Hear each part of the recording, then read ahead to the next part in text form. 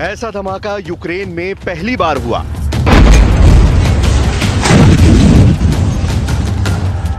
ऐसा धमाका जिसकी गूंज 450 किलोमीटर दूर राजधानी कीव में भी सुनाई दी।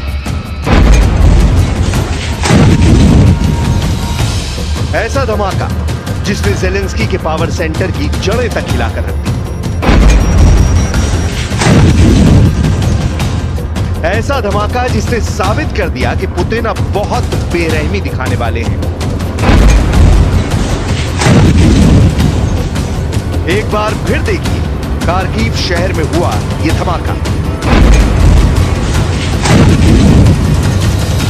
पहली नजर में लगा कि खार्किव पर परमाणु हमला हुआ है। पूरी दुनिया के मीडिया में यह धमाका सुर्खियों में छा गया। अमेरिका से लेकर यूरोप तक यह धमाका फ्रंट पेज पर देखा जा सकता है। फिर पता चला कि यह धमाका खार्किव के पावर स्टेशन में हुआ। सब कुछ तहस नहस हो गया। धमाके के बाद का हाल देखकर पूरा यूक्रेन सन्नाटे में है। लेकिन ज़ेलेंस्की ने हार नहीं मानी है और उन्होंने पुतिन के सबसे बड़े फाइटर को टारगेट कर लिया है।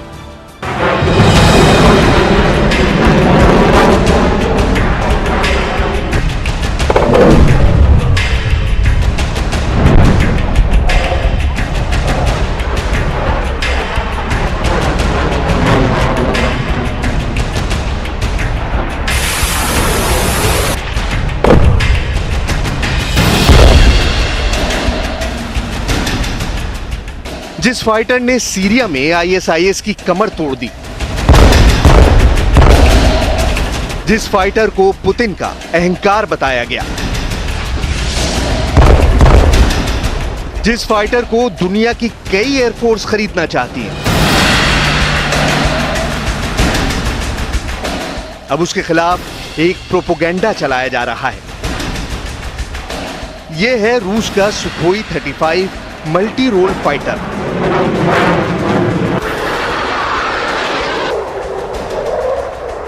यह भारत के सुखोई 30 MKI से भी कई मायनों में बेहतर जहाज है और फिलहाल यह यूक्रेन में ज़ेलेंस्की की फौज के खिलाफ सबसे खतरनाक हमले करने वाला लड़ाकू विमान बन चुका है।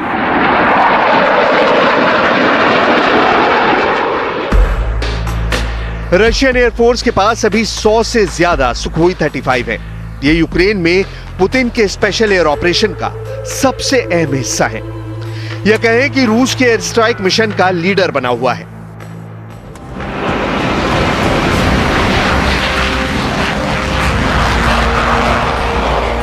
यूक्रेन में हुई बड़ी एयर स्ट्राइक में ज्यादातर सुखोई 35 का ही इस्तेमाल किया गया है। यूक्रेन में लॉन्ग रेंज वाले ज्यादातर मिशन और एयर डिफेंस जोन बनाने में सुखोई 35 ही आगे रहा है।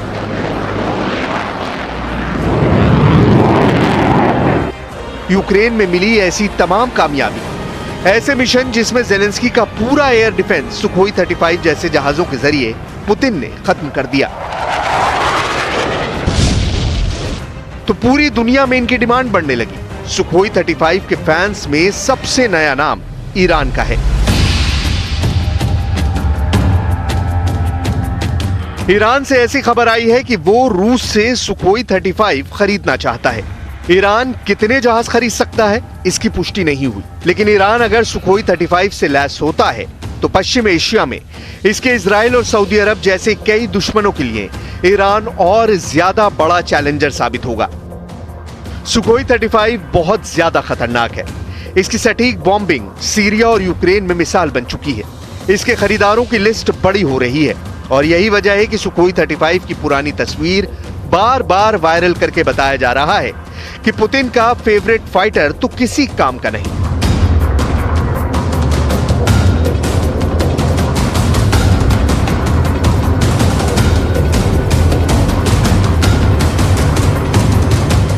ये 3 अप्रैल 2022 की तस्वीर है।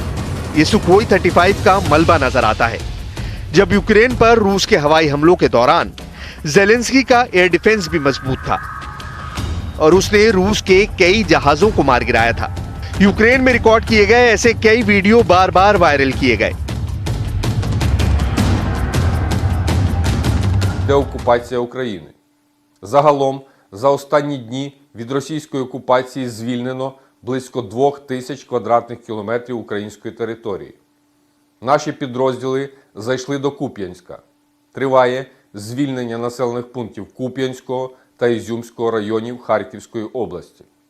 За добу для підтримки дій наземних угруповань авіація Сил оборони завдала 23 удари, в ході яких було знищено 4 зенітних ракетних комплекси, уражено 4 опорних пункти.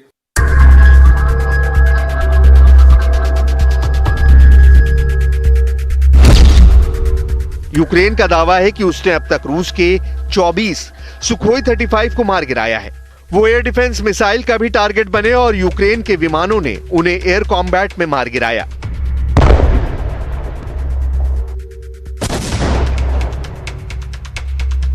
लेकिन पिछले कुछ वक्त में पश्चिमी मीडिया ने जो हेडलाइन बनाई, उससे यह साबित करने की कोशिश की गई कि रूस का सुखोई 35 बहुत ही बेकार जहाज है।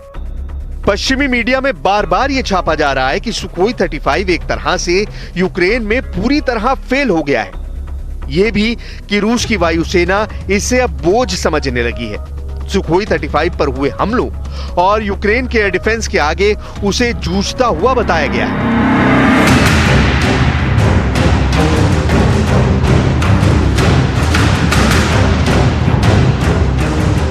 लेकिन दूसरा पहलू यह है कि सुखोई 35 को रूस की वायुसेना में लगातार शामिल किया जा रहा है। ऐसे कई जहाज पूर्वी रूस के कोमसोमोल्स्क में अमूर एयरक्राफ्ट फैसिलिटी में तैयार हो रहे हैं। 2024 तक रूस की एयरफोर्स को ऐसे 30 और जहाज दिए जाने की तैयारी है। कहा जाता है कि रूस का यह जहाज बहुत स्पेशल है।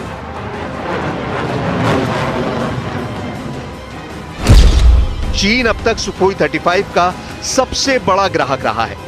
उसके पास ऐसे 24 जहाज हैं।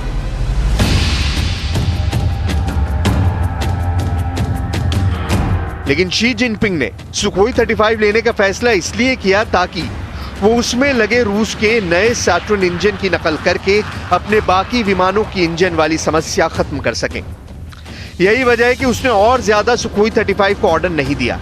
हालांकि अब रशियन एयरफोर्स का फोकस उसका नया 5वीं पीढ़ी का स्टेल्थ फाइटर सुखोई 57 है।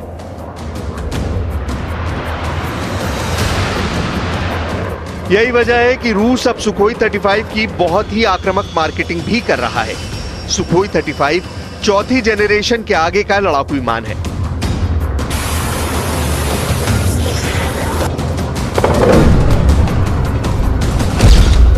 इसमें passive electronically scanned array radar लगा है जो 400 किलोमीटर के दायरे में टारगेट को पहचान सकता है।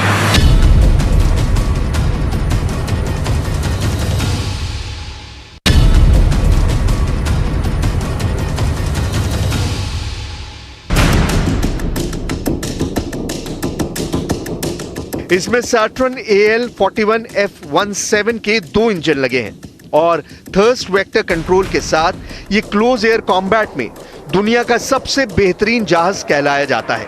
लेकिन इसे लेकर नकारात्मक बातें काफी फैलाई गई हैं, वो भी बिना सबूत के। देखा जाए तो यूक्रेन का युद्ध हथियारों का सबसे बड़ा शो बन चुका है।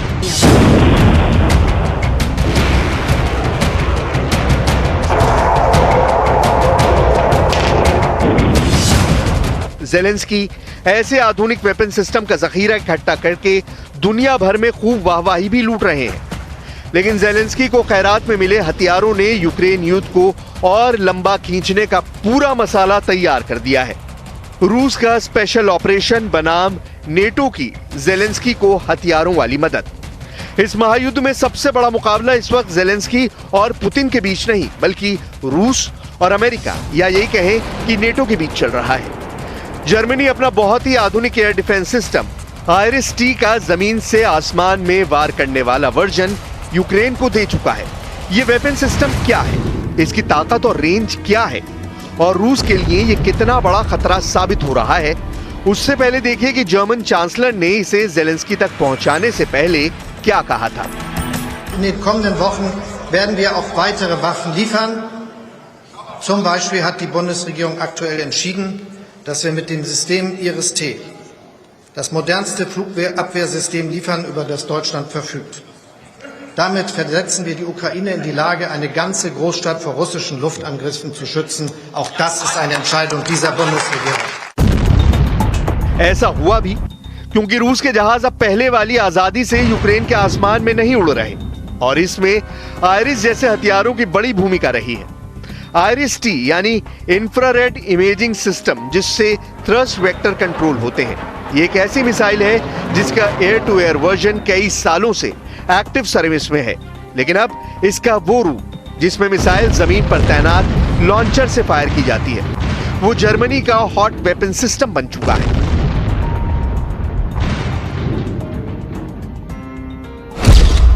Iris T missile system 25 kilometre की रेंज में 20,000 मीटर की ऊंचाई तक किसी भी आसमानी टारगेट को खत्म कर सकता है। यह मिसाइल सिस्टम यूक्रेन को इसलिए दिया गया क्योंकि रूस अपनी बमबारी में जेलेंस्की के ज्यादातर एयर डिफेंस सिस्टम खत्म कर चुका है। यूक्रेन के पास खुद को रशियन एयरफोर्स से बचाने के लिए स्टिंगर के अलावा कोई खास हथियार नहीं बचा, तो उसे ऐसे हथियार मिलने शुरू हो गए। यूक्रेन के पुराने सभी एयर डिफेंस सिस्टम, चाहे वो S-300 हो या फिर बक मिसाइल, रूस की पिन पॉइंट एक्यूरेसी वाले हथियारों ने यूक्रेन के बहुत से हथियार हमेशा के लिए तबाह कर दिए। इसलिए iris T missile system Ukraine के पास आने से उसकी एयर डिफेंस वाली पावर फिर जिंदा हो गई है और इसी का रूस को भारी नुकसान भी उठाना पड़ा है। जर्मन चांसलर यूक्रेन को रूस के अटैक से बचाना चाहते हैं, लेकिन जर्मनी के साथ अमेरिका और ब्रिटेन से आ रही हथियारों की मदद पर रूस का आग बबूला होना लाजमी है। Что наша позиция была изложена президентом где-то пару недель назад на очередном мероприятии, обращаясь к участникам заседания, он сказал: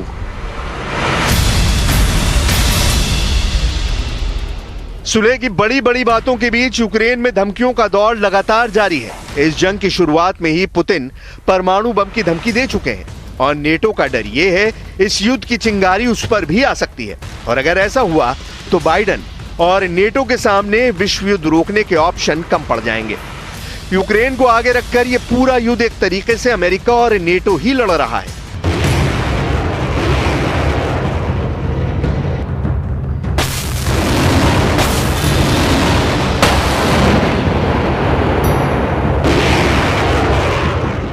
अभी तक जेलेंस्की को अमेरिका के रॉकेट और मिसाइल मिल चुके हैं।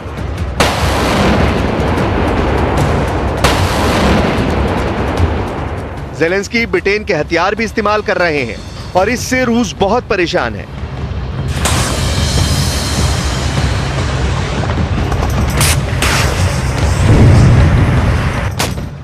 जेलेंस्की की फौज स्वीडन से मिले ग्रेनेड लॉन्चर से भी हमले कर रही है।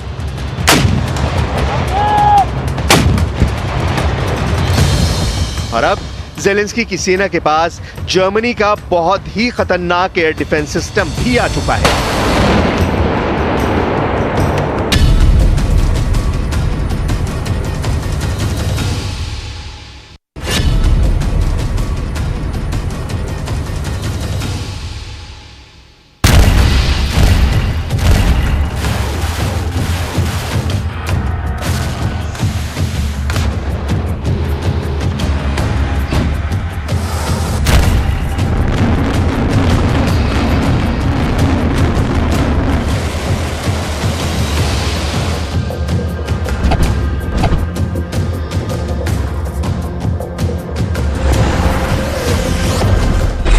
अमेरिका ने कर ली जंग की तैयारी।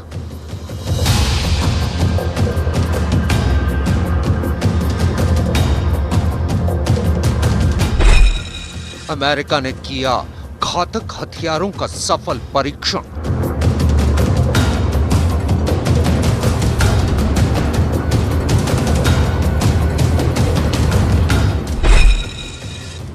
अमेरिका के हथियार उड़ाएंगे रूस चीन के होश।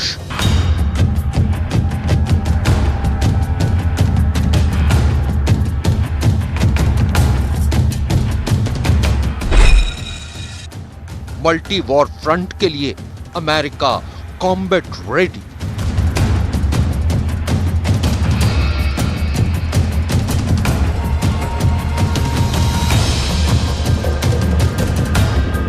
यूक्रेन जंग पर रूस और अमेरिका के बीच तलवारें खींची और दोनों देशों के बीच भड़की एक छोटी सी चिंगारी रूस और अमेरिका में सीधी जंग भी करवा सकती है।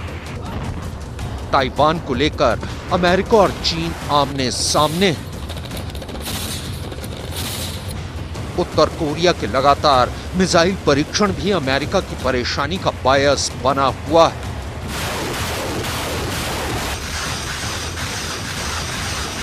इतना ही नहीं, ईरान भी लगातार इजराइल और अमेरिका को धमकी दे रहा है।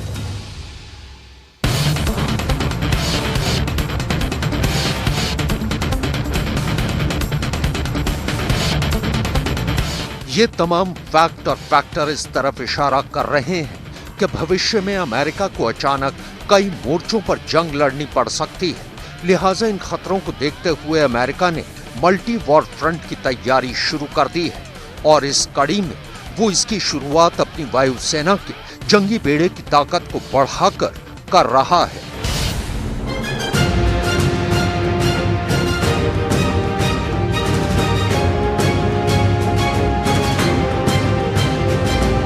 ये वो तस्वीरें हैं जो इस बात की तस्दीक कर रही हैं कि अमेरिका ने आसमान पर बादशाहत कायम करने की पूरी तैयारी कर ली है। इन तस्वीरों का एक मतलब ये भी निकलता है कि अब बहुत जल्द अमेरिका की वायुसेना के जंगी बेड़े की शक्ल कुछ ऐसी ही दिखेगी, विलक्षण, विध्वंसक, विनाशकारी।